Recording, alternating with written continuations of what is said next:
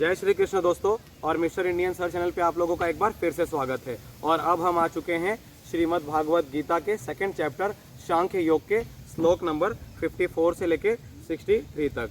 मैं आपको दोस्तों एकदम यकीन के साथ कह सकता हूँ कि ये अब तक की सबसे शानदार बातें भगवान श्री कृष्ण ने कही हैं भागवत गीता में, जो हमारे सामने आई हैं। अभी तो पूरी किताब ही बाकी है, परंतु ये सबसे लाजवाब बातें हैं जो मैंने अभी तक पढ़ी हैं और सुनी हैं। और आज हैं हमारे साथ जाबाज मोहित गुप्ता, जो आपको श्लोकों का उच्चारण करके बताएंगे और मैं हमेशा की तरह आपको सरलता से उसका मीनिंग हिंदी में बताता हुआ चला जाऊंगा। ठीक है, तो दोस्तों अभी तक जो कुछ भी हुआ है श्रीमद् भागवत गीता या महाभारत के इस युद्ध में, मैं आपसे बता दूं कि महाभारत का युद्ध शुरू होने जा रहा है और संजय महाराज धृतराष्ट्र से वहां हस्तिनापुर में बैठकर सारी बातें दिव्य दृष्टि से देखकर महाराज से तो बता रहे हैं। वहीं युद्ध क्षेत्र में यानी जो कुरुक्षेत्र है वहां पर भगवान श्री कृष्ण जो कि सारथी बने हैं अर्जुन के, वे जब अर्जुन के कहने पर जैसे ही रथ को दोनों सेनाओं के बीच में लेके आते हैं, अर्जुन देखता है कि कौरव सेना में उसके सारे ही सगे संबंधी लोग खड़े रहते हैं। और ऐसे सगे संबंधियों को, अपने चाचा ताऊ भाई भतीजे अपने मित्रों को कैसे मारूंगा, ऐसी विचलित भरी भावनाओं को लेकर अर्जुन युद्ध करने से पीछे हटने लगता है। और अर्जुन पूरी तरह से घबरा चुका है और इस घबराहट को दूर करने के लिए भगवान श्री कृष्ण अर्जुन को जीवन का ज्ञान देना शुरू करते हैं, जिस ज्ञान का वर्णन श्रीमद् भागवत गीता में किया गया है। पहले अर्जुन से भगवान श्री कृष्ण आत्मा के बारे में बताते हैं, जीवात्मा के बारे में बताते हैं, फिर उन्होंने कर्म योग का वर्णन किया है और फिर अब भगवान श्री कृष्ण अर्जुन को स्थिर बुद्धि के बारे में कुछ न कुछ ज्ञान देने जा रहे हैं। पिछले 2-3 वीडियोस में गाइस लगातार भगवान श्री कृष्ण ही कहे जा रहे थे, पर अब अर्जुन आए हैं इस बीच और अर्जुन मात्र एक सवाल करेंगे भगवान श्री कृष्ण से स्थिर बुद्धि के बारे में, और फिर वापस से भगवान श्री कृष्ण लगातार उन्हें ज्ञान प्रदान करते हुए चले जाएंगे। ठीक है, तो आइए स्टार्ट करते हैं गाइस इस महान गाथा श्रीमद् भागवत गीता की। और अब हम आ चुके हैं श्लोक नंबर 54 पे, सेकंड चैप्टर सांख्य योग। प्लीज नेता। अर्जुन उवाच स्थित प्रज्ञस्य का भाषा समाधि अस्तस्य केशव सिद्धि किम प्रभाषेत किमासीत व्रजेत किम। अर्जुन बोले, हे केशव, समाधि में स्थित परमात्मा को प्राप्त हुए स्थिर बुद्धि पुरुष का क्या लक्षण है? वह स्थिर बुद्धि पुरुष कैसे बोलता है, कैसे बैठता है और कैसे चलता है? देखिए, बहुत ही विनम्रता से अर्जुन भगवान श्री कृष्ण से पूछ रहे हैं कि कह रहे हैं कि समाधि में, आपने देखा होगा अक्सर समाधि में जो भी साधु संत बैठे होते हैं वे उनके बारे में पूछ रहा है कि कैसे वह व्यक्ति जो परमात्मा में पूरी तरह से लीन है उसकी बुद्धि स्थिर कैसे रहती है, आखिर वह ऐसा कैसे कर पाता है। वह यहाँ तक और भी भगवान श्री कृष्ण से कुछ पूछना चाह रहे हैं कि ऐसा स्थिर बुद्धि व्यक्ति कैसे बोलता है, कैसे चलता है और कैसे बैठता है। ठीक है, यानी अर्जुन भगवान श्री कृष्ण से उस व्यक्ति के बारे में जानना चाहते हैं जो भगवान में लीन है और उसकी बुद्धि स्थिर है। आखिर वह ऐसा कैसे कर ले रहा है, इन विषयों में भगवान श्री कृष्ण से अर्जुन जानना चाहते हैं। ठीक है, तो अब हम देखेंगे श्लोक नंबर 55 में कि किस प्रकार भगवान श्री कृष्ण ने अर्जुन को इस बारे में जवाब दिया है। श्री भगवान उवाच प्रजहाति यदा कामान सर्वान् पार्थ मनोगतान् आत्मनिवात्मना तुष्ट स्थित प्रज्ञस्तदोच्यते। भगवान श्री कृष्ण बोले, हे अर्जुन, जिस काल में यह पुरुष मन में स्थित संपूर्ण कामनाओं को भली भांति त्याग देता है और आत्मा से आत्मा में ही संतुष्ट रहता है, उस काल में वह स्थित प्रज्ञ कहा जाता है। दोस्तों, यहाँ पर भगवान श्री कृष्ण देखिए बड़ी ही विनम्रता से अर्जुन से कह रहे हैं कि जिस काल में, जिस वक्त मनुष्य के मन से सारी कामनाएं, सारी इच्छाएं, अगर वह मनुष्य सारी इच्छाएं त्याग देगा तो उसके मन में से सारी चीज़ें निकल जा चुकी रहेंगी और ऐसा मन स्थित प्रज्ञ होगा और वह व्यक्ति अब बस आत्मा से आत्मा में ही संतुष्ट रहने लगता है। ठीक है, तो दोस्तों एक बार फिर से देखिए क्या बोलना चाह रहे हैं भगवान श्री कृष्ण कि जो कुछ भी मेरे अंदर एक कामना है, इच्छा है, मुझे ये चाहिए, मुझे वह चाहिए, मुझे यह मिल जाए, वह मिल जाए, मैं ऐसा हो जाऊं, वैसा हो जाऊं, अगर ऐसी इच्छाएं अगर हमने अपने मन से पूरी तरह से निकाल दी तो समझ लेना वह व्यक्ति अब स्थिर बुद्धि हो जाएगा। ठीक है, वह व्यक्ति अब आत्मा से आत्मा में ही संतुष्ट रहने लग जाएगा। आइए देखते हैं श्लोक नंबर 56 में क्या कहना चाह रहे हैं भगवान श्री कृष्ण अर्जुन से। दुःखेष्वनुद्विग्नमनः सुखेषु विगत स्पृह वितराग भय क्रोध सिद्धिर्मुः निरुच्यते। दुखों की प्राप्ति होने पर जिसके मन में द्वेष नहीं होता, सुखों की प्राप्ति में जो सर्वथा निष्प्रिय है तथा जिसके राग भय और क्रोध नष्ट हो गए हैं, ऐसा मुनि स्थिर बुद्धि कहा जाता है। देखिए, लगातार भगवान श्री कृष्ण अर्जुन से स्थिर बुद्धि व्यक्ति के बारे में वर्णन कर रहे हैं। वे कह रहे हैं कि जिस व्यक्ति को अगर दुख प्राप्त हो जाए परंतु उसके मन में द्वेष नहीं उत्पन्न होता, उसके मन में गुस्सा नहीं होता है, वह व्यक्ति स्थिर बुद्धि है। वे और भी कह रहे हैं कि सुखों की प्राप्ति के बाद जो सर्वथा निष्प्रिय है तथा जिसके राग भय और क्रोध नष्ट हो गए हैं, ऐसा मुनि स्थिर बुद्धि कहा जाता है। सुख की प्राप्ति के बाद अगर मनुष्य के मन में अगर किसी प्रकार की चंचलता नहीं आती है, वह व्यक्ति स्थिर बुद्धि है। जिस व्यक्ति का राग द्वेष गुस्सा और क्रोध नष्ट हो चुका है, उसके अंदर से भय नष्ट हो चुका है, उसका दुख उसका नष्ट हो चुका है, उसके अंदर अब किसी प्रकार का डर और गुस्सा नहीं होता है, वह व्यक्ति स्थिर बुद्धि है। देखिए, लगातार भगवान श्री कृष्ण स्थिर बुद्धि व्यक्ति के बारे में वर्णन कर रहे हैं और उन गुणों के बारे में बता रहे हैं जो किसी व्यक्ति में अगर हो जाए तो वह स्थिर बुद्धि हो जाएगा, क्योंकि यही सवाल अर्जुन ने भगवान श्री कृष्ण से पूछा। आइए देखते हैं श्लोक नंबर 57 में क्या है। यह सर्वत्रान् विस्नेहस्तस्य प्राप्य शुभाशुभं नाभिन्नदति न द्वेष्टा तस्य प्रज्ञा प्रतिष्ठिता। जो पुरुष सर्वत्र स्नेह रहित हुआ उस शुभ या अशुभ वस्तु को प्राप्त होकर न प्रसन्न होता है और न द्वेष करता है, उसकी बुद्धि स्थिर है। वापिस से देखिए, भगवान श्री कृष्ण कुछ लक्षण बता रहे हैं स्थिर बुद्धि व्यक्ति की। वे कह रहे हैं कि जिस व्यक्ति को कहीं पे भी प्रेम ना मिले, स्नेह ना मिले, उसके बावजूद वह खुश रहे, ऐसा व्यक्ति स्थिर बुद्धि है। भगवान श्री कृष्ण और भी कुछ लक्षण बता रहे हैं। वे कह रहे हैं कि जिस व्यक्ति के लिए शुभ और अशुभ वस्तु को प्राप्त होने पर न प्रसन्नता होती है और न ही द्वेष होता है, ऐसा व्यक्ति स्थिर बुद्धि है। देखिए, जानते हैं जीवन में आज जैसे हम कोई शुभ कार्य करते हैं तो हमारे मन में बहुत खुशी होती है, और अगर कुछ अशुभ कार्य हमसे हो जाए या कुछ गलती हो जाए, जैसे एक छोटी सी मिसाल दे रहा हूँ, अगर बिल्ली रास्ता काट दे तो मन में अरे बाप रे बिल्ली रास्ता काट दी, ऐसा द्वेष उत्पन्न नहीं हो अगर आपके मन में हो रहा है। आपके लिए शुभ और अशुभ दोनों ही बातें अगर एक समान हो चुकी हैं, याद रखना आपकी बुद्धि अब स्थिर हो चुकी है।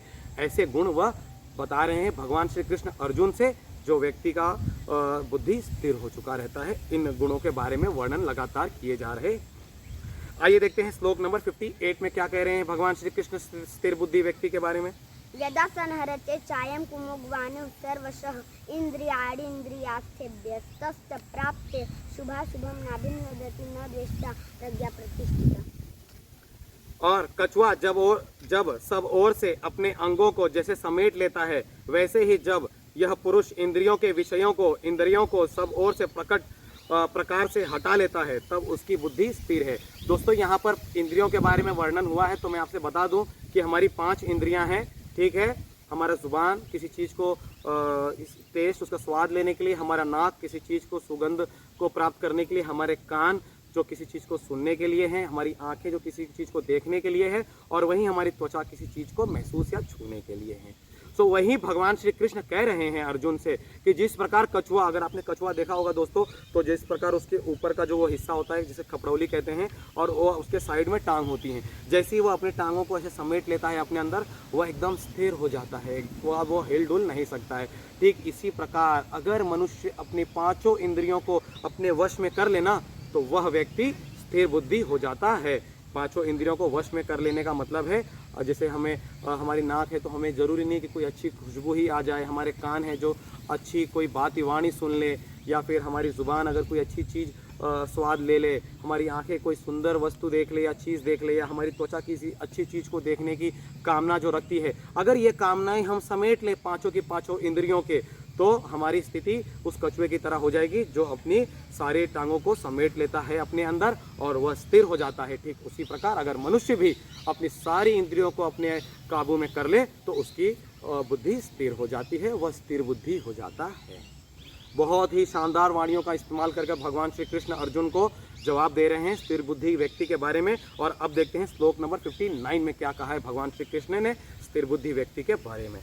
विषया विनिवर्तन्ते निराहारस्य देहिनः रसवर्जं रसोप्यस्य परम द्वाष्टा निवर्तते। इंद्रियों के द्वारा विषयों को ग्रहण न करने वाले पुरुष के भी केवल विषय तो निवृत्त हो जाते हैं, परंतु उनमें रहने वाली आसक्ति निवृत्त नहीं होती। यह स्थित प्रज्ञ पुरुष की तो आसक्ति भी परमात्मा का साक्षात्कार करके निवृत्त हो जाती है। दोस्तों यहाँ पर देखिए भगवान श्री कृष्ण बहुत ही सरलता से अर्जुन से कहना चाह रहे हैं कि इंद्रियों के विषय में जो कुछ भी ग्रहण न करने यानी जो व्यक्ति लोग इंद्रियों को अपने वश में नहीं कर पाते हैं, आप बताइए उनके मन में अलग अलग मनोकामनाएं उठेंगी और उनके जीवन में अलग अलग अभिलाषा और लालच उत्पन्न होगा, जिसकी वजह से उनके अंदर आसक्ति उत्पन्न होगी।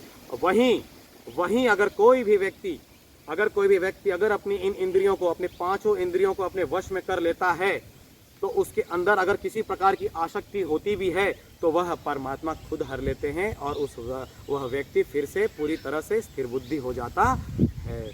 बहुत ही बेहतरीन लाइन चल रही है दोस्तों श्रीमद् भागवत गीता की।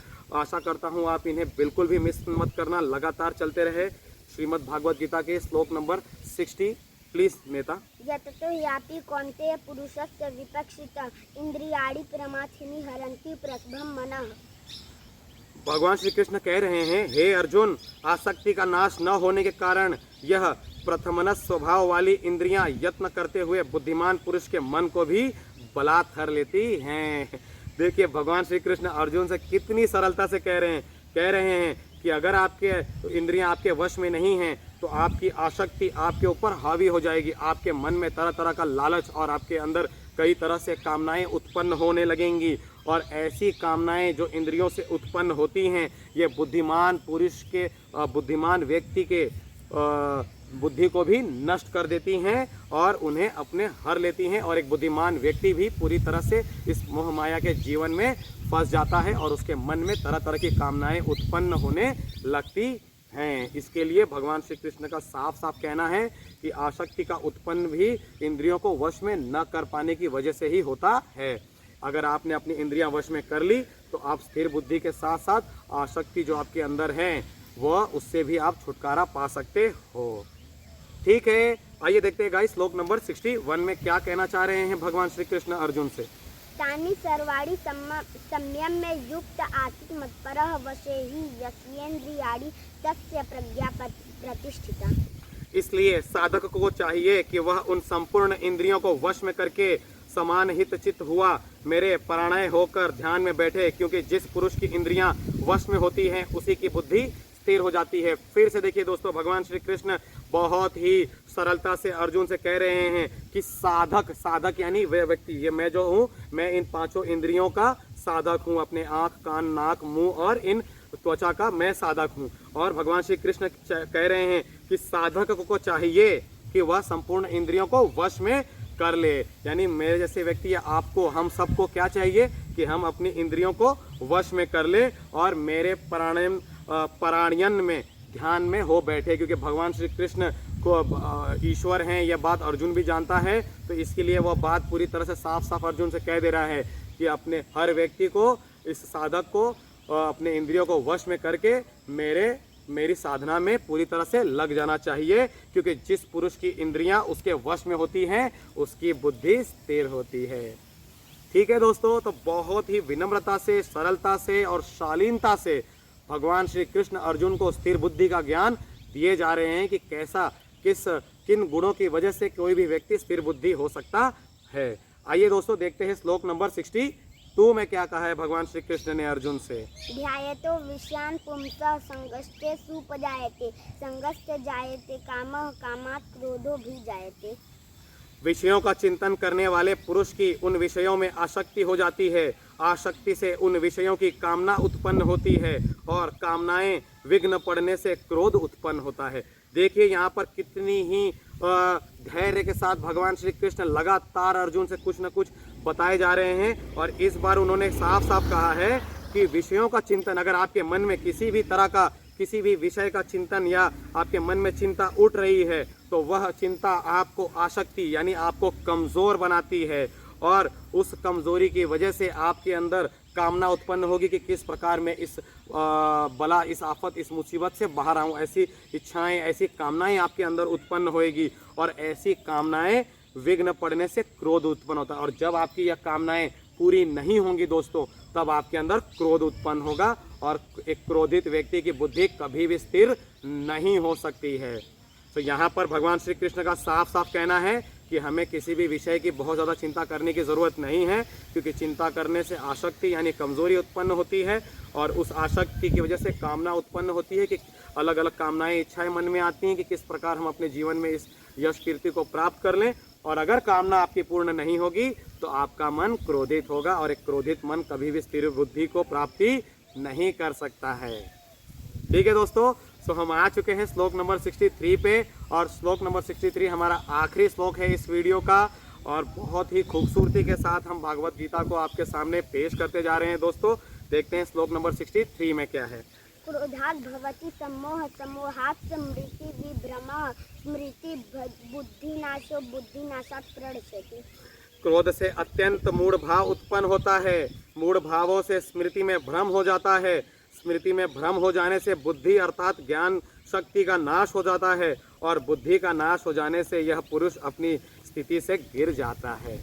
बहुत विनम्रता से भगवान श्री कृष्ण बता रहे हैं, बहुत ही प्यार से अर्जुन से ये बात कहना चाह रहे हैं कि अगर आपके अंदर क्रोध, देखिए हमने पिछले श्लोक में देखा कि अगर आपके अंदर क्रोध उत्पन्न होगा तो अब यहाँ पे देखिए क्रोध से क्या उत्पन्न होगा, मूढ़ भाव, आपके अंदर कुछ कमियां उत्पन्न होंगी, आपके मन में कुछ अभाव उत्पन्न होगा और उस मूढ़ भाव से स्मृति में भ्रम हो जाता है और ऐसी कमियों की वजह से आपके मन में जो विचलन है उसकी वजह से आपकी स्मृति यानी आपकी यादों में आपके जहन में ना भ्रम उत्पन्न होता है कि आप अपने जीवन में निराश हो जाते हो कि अरे मैं तो ये जीवन में नहीं पा रहा हूँ, मुझे ये कमी है। ऐसी निराशा आपके मन में आएगी, ऐसा भ्रम आपके मन में आएगा और स्मृति में यानी आपके मन में आपके इच्छाओं में अगर भ्रम उत्पन्न होता है उसकी वजह से आपकी ज्ञान शक्ति का नाश होता है। आपके अंदर जो ज्ञान का जो आपके अंदर जो शक्ति है ज्ञान की प्राप्ति की उस भ्रम की वजह से उस ज्ञान का नाश होने लगता है और बुद्धि का नाश हो जाने से कोई भी पुरुष अपनी स्थिति में नहीं रहता है, वो अपनी स्थिति से गिर जाता है। अगर किसी भी व्यक्ति का बुद्धि नाश हो जाए तो वह अपने जीवन में उसका व्यक्तित्व ही पूरी तरह से गिर जाता है, ऐसा भगवान श्री कृष्ण श्लोक नंबर 63 में कह रहे हैं। और इतना बढ़िया लग रहा है सब कुछ, मैं आपसे क्या बताऊं दोस्तों, लेकिन क्या बताएं, एक साथ सारी वीडियो को नहीं शूट कर सकते हैं क्योंकि बहुत ज़्यादा है सब कुछ। धीरे धीरे आपके सामने इसी प्रकार सारी कड़ियों को रखते जाएंगे हम श्रीमद् भागवत गीता की। और अगर दोस्तों हमने देखा लगातार कि इस पूरे ही जो कुछ भी श्लोक हमारे आज नेताजी मोहित ने पढ़ा है उसमें भगवान श्री पहले अर्जुन ने भगवान श्री कृष्ण से स्थिर बुद्धि व्यक्ति के बारे में कुछ ज्ञान जानना चाहा और भगवान श्री कृष्ण ने फिर अपनी ज्ञान के सागर को अर्जुन के सामने पेश करते चले गए और तरह तरह की भली भली बातों को वर्णन करते हुए बताया कि एक स्थिर बुद्धि व्यक्ति के क्या क्या गुण होते हैं और किस प्रकार एक स्थिर बुद्धि व्यक्ति का गुण या उसका व्यक्तित्व नीचे गिर सकता है अगर ऐसे उल्टे गुण उसके अंदर आ जाएं तो। ठीक है दोस्तों, तो लगातार श्रीमद् भागवत गीता का सिलसिला आपके सामने जारी रहेगा और इसी प्रकार एक लगातार शानदार वीडियोस आपके सामने आते रहेंगे दोस्तों, जब तक कि हम पूर्ण रूप से श्रीमद् भागवत गीता को पढ़ न लें। और दोस्तों अगर आपको वीडियो पसंद आई हो तो देख सकते हैं कितने प्यारे प्यारे छोटे छोटे बच्चे लोग आपके सामने हैं, 8 साल 9 साल के, जो श्लोकों का वर्णन और उच्चारण कर रहे हैं। ये आने वाले कल की पीढ़ी के लिए प्रेरणा हो सकते हैं। तो अगर आपको वीडियो दोस्तों पसंद आई हो तो प्लीज़ इसे आगे भी शेयर कर देना ताकि और भी शानदार लोगों तक हमारी वीडियोस जा सकें। तब तक के लिए दोस्तों जय श्री कृष्ण, जय हिंद, जय भारत।